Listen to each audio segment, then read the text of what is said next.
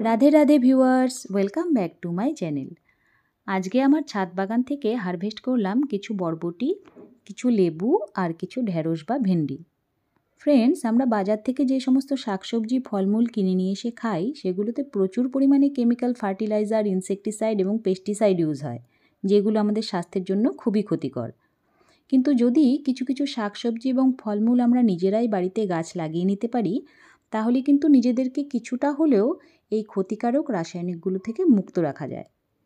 আমি এই গাছগুলোতে ইউজ করেছি গোবর সার, বাড়িতে বানানো কম্পোস্ট সার আর সরিষার খোল, যেগুলো ফল ও সবজির জন্য খুবই গুরুত্বপূর্ণ। এগুলো ফল ও সবজির গুণগত মানকে বৃদ্ধি করে। গোবর সার মাটির উর্বরতা বাড়ায় এবং কম্পোস্ট সার মাটির স্বাস্থ্যকে উন্নত করে, এবং এগুলো পরিবেশ বান্ধবও, তাই ক্ষতির কোনো আশঙ্কা নেই।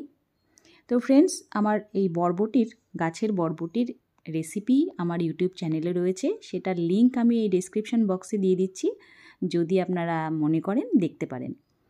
আর কেমন লাগলো জানাবেন। যদি ভালো লাগে তবে অবশ্যই লাইক করুন, কমেন্ট লিখুন আর সাবস্ক্রাইব করতে একদম ভুলবেন না। তো ফ্রেন্ডস, আবার নতুন নতুন ভিডিও নিয়ে আসবো। ততক্ষণের জন্য সুস্থ থাকুন, সুস্থ রাখুন। নমস্কার।